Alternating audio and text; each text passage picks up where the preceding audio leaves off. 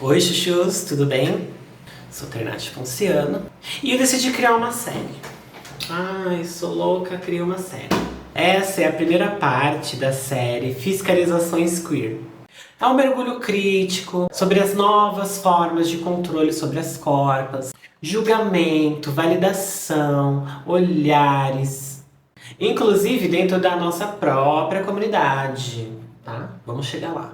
Esse vídeo eu decidi dividir em duas partes e nesse primeiro eu divido ele em alguns blocos para que a gente consiga respirar entre uma reflexão e outra e também se aprofundar com calma nas origens desse olhar que vigia e mede o outro. E nessa primeira parte aqui eu falo sobre as figuras, das fiscais de materialidade, aquelas que acreditam que têm o poder de dizer o que é legítimo ou não, quem é queer o bastante, quem é trans o bastante, quem é travesti o bastante e quem pode existir ou não da forma que é.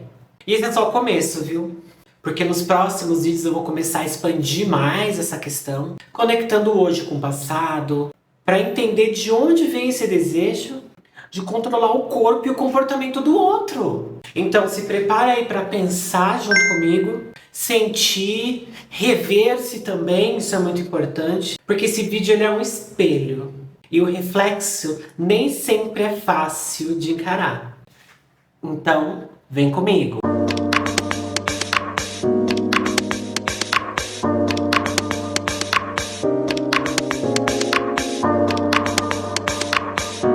Antes de aprender a falar, a gente aprende a ser olhado. O olhar. É ele quem define quem pode existir e quem deve se corrigir. Quem está certo, quem está adequado, quem está errado, quem está fora do lugar. O mais curioso é quando esse olhar muda de dono. Quando quem foi olhado passa a olhar. Quando quem foi fiscalizado começa a fiscalizar. Essas vozes que até mesmo dentro da própria comunidade repetem a lógica do poder que um dia acabou nos ferindo. Chego de novo. Porque talvez a gente tenha decorado tão bem o olhar colonizador que agora a gente reproduz com outra roupa. Então vamos falar do nascimento da fiscalização?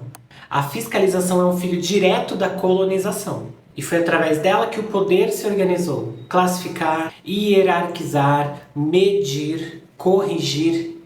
Aníbal Quijano chama isso de colonialidade do poder, que é uma estrutura que ela sobrevive mesmo após o fim do colonialismo político. A gente não precisa mais de um rei, nem de uma metrópole. A lógica ela ainda continua viva em cada gesto que classifica o outro. No Brasil essa herança é avassaladora, porque o olhar branco, masculino, cis, cristão, normativo, compulsório, foi imposto como um modelo legítimo de existência. E tudo que escapa desses moldes precisa ser domesticado. Com culpa, com vergonha, correção, castigo. E o que é mais perverso é que a gente aprendeu a participar disso, dessa dinâmica. E a cada não seja assim, fale direito, se comporte, o corpo ele vai se encolhendo e se retraindo. Ele vai tentando se moldar e vai se tornando adequado para caber num mundo que não foi feito para ele. O corpo como campo de prova. Judith Butler, ela diz que o corpo é um campo de significação política. E Foucault já tinha avisado antes. O poder não apenas domina os corpos, ele os produz. Então, ser fiscalizado é ser moldado. É aprender a existir sob medida. E na nossa comunidade LGBT e em diversas outras comunidades e movimentos de minoria, isso acaba por se repetir. As fiscais de materialidade aparecem quando alguém decide dizer o que é ser trans de verdade, o que é ser trans o suficiente, uma travesti de verdade, uma militante política de verdade, uma trans legítima. Elas policiam a voz, a roupa, o silicone, a barba, o corpo, a altura, a vaidade, o tamanho do cabelo, discurso, comportamento. Como se houvesse um formulário universal do que é ser quem se é. Mas quem que inventou essa régua? Me diz, quem que inventou? Quem decidiu? Quem definiu o tamanho certo do salto? O tom certo da voz? A gramática certa da militância? Que mulher trans não tem barba? Então, o que chamam de autenticidade, muitas vezes é só mais uma forma de controle, disfarçada de consciência. Porque o que o colonizador fazia com a cruz e com a espada, a gente agora faz com o cancelamento, com o comentário, com as brincadeiras, com o discurso de é a minha opinião. A psicologia da vigilância. Frantz Fanon dizia que o colonizado, ao olhar para si, ele se vê pelos olhos do colonizador. É o espelho invertido. A identidade, ela nasce da negação. Isso é tão profundo porque a gente passa a repetir o gesto mesmo quando acredita que estamos resistindo. A fiscalização, ela virou parte da nossa subjetividade. Hoje a gente nem precisa de policiais, porque o policiamento já mora dentro de nós mesmos. Vocês entendem? Pierre Bourdieu chamaria isso de violência simbólica. A dominação, ela é tão internalizada, tão intrínseca dentro da gente que acaba se tornando natural. E aí mora um perigo. Quando a opressão, ela muda de corpo, de corpa, mas ela não muda a forma, a fórmula dela acontecer. A internet como novo tribunal. A era digital, ela só ampliou o alcance desse olhar. Agora o julgamento, ele é público, ele é permanente, contínuo e monetizável. O que antes era confissão, era uma coisa nossa que a gente partilhava entre os nossos, hoje virou post. O que antes era uma vergonha, acabou virando engajamento. E a moral, ela acabou virando um produto. Zuboff chama isso de capitalismo da vigilância, por exemplo. O sistema que lucra com as nossas exposições e com os nossos afetos íntimos. E o algoritmo, ele vai entender. O ódio rende mais cliques do que o diálogo.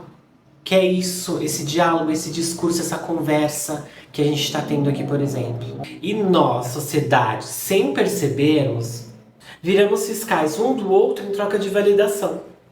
Porque quem fiscaliza também quer ser visto. Sabe por quê? Porque o poder, mesmo que em miniatura, mesmo que no micro, ele dá essa falsa ilusão de pertencimento. A fiscalização como linguagem. E a língua também fiscaliza, viu, querida? Ela decide o que é certo, o que é bonito, o que é digno, o que é bom, o que é ruim. E exemplo disso, durante séculos, as línguas africanas, indígenas, queer, elas foram tratadas como ruído, como algo que não fazia parte do contexto normativo. O pajubá, por exemplo, é uma invenção de sobrevivência. Uma forma de comunicação que dribla a norma. É a língua da travessia. Mas até essa língua começou a ser policiada. E de repente o que era código de afeto acabou virando moda. Estética de moda. A palavra subversiva virou produto. E a fala da travesti virou legenda de uma publicidade. E quando a linguagem da margem é capturada, a fiscalização, ela muda de roupa e o poder ri de novo. Julgamento como vício coletivo. Existe um prazer em julgar, mas eu acredito que é um prazer que mascara algum tipo de dor. Sentir-se, por um instante que seja, acima da falta. É querer se distanciar de um erro que te assombra. É projetar no outro o medo que você não quer olhar em si. Por isso a fiscalização, ela também é uma forma de autoanestesia coletiva. Enquanto a gente aponta, a gente não precisa encarar o espelho, aquele espelho que a gente estava falando ali no começo. E o problema é que ninguém vai sair ileso disso. A cada dedo que é apontado, mais um corpo acaba se curvando, acaba se retraindo e se recolhendo para poder caber em algum molde. Mais um silêncio vai se instalar, mais uma pessoa trans vai deixar de existir publicamente. A evolução do discurso do julgamento. Se a gente olha historicamente, o discurso, ele sempre muda de linguagem, mas ele nunca muda sua função. Na Idade Média, era a heresia. Na colônia, era o pecado. No iluminismo, era a razão. Na modernidade, a ciência. E hoje é a moral progressista. Mas o gesto, a intenção é a mesma, sempre. Definir quem é o outro e definir se ele deve ou não existir. O julgamento é uma das ferramentas mais sofisticadas do poder, porque ele cria uma ilusão de virtude. E ninguém questiona o poder quando acredita de fato que está promovendo o bem. A última fiscalização. Talvez a pergunta que reste não seja por que eles nos fiscalizam, mas por que precisamos tanto fiscalizar? Por que, mesmo depois de tudo, continuamos repetindo o gesto de quem nos oprimiu? Será que o colonizador foi embora ou ele só mudou de rosto? Enquanto não desarmarmos esse olhar, a descolonização ela vai ser só mais um discurso bonito. Porque o poder ele não mora nas instituições. O poder ele mora no hábito. E é no detalhe, no comentário, no deboche, nas brincadeiras, nas opiniões, ou até no silêncio, na omissão, que a opressão ela vai se reciclando.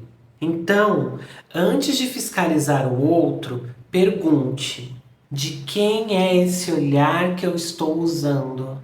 Para quem eu estou trabalhando quando eu vigio alguém? E talvez o primeiro ato de liberdade nem seja falar, mas parar de olhar os outros com os olhos do poder. Então o que a gente chama de fiscalização hoje não começou agora. Esse poder de julgar e controlar o outro já tem uma raiz antiga. Vem da moral cristã, do Estado, do olhar colonizador que moldou essa característica e essa forma de enxergar o mundo e os outros.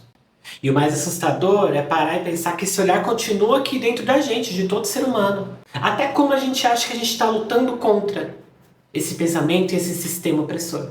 Então por isso, no próximo vídeo, na parte 2, quero entender de onde vem esse poder, como ele se constrói e por que seguimos perpetuando o mesmo modelo de controle que nos oprimia antes e continua nos oprimindo. Porque para a gente se libertar de uma estrutura, é preciso primeiro reconhecer que ela já habita dentro da gente. Tá? Então, beijinhos, segue, compartilha, comenta aí qual dos blocos você gostou mais e que merece um vídeo para se aprofundar melhor, tá bom? Vou estar aqui atento aos comentários, sempre respondo também, todos. Então, obrigada por terem assistido tudo, gratidão, chuchuzinhos, e até o próximo vídeo.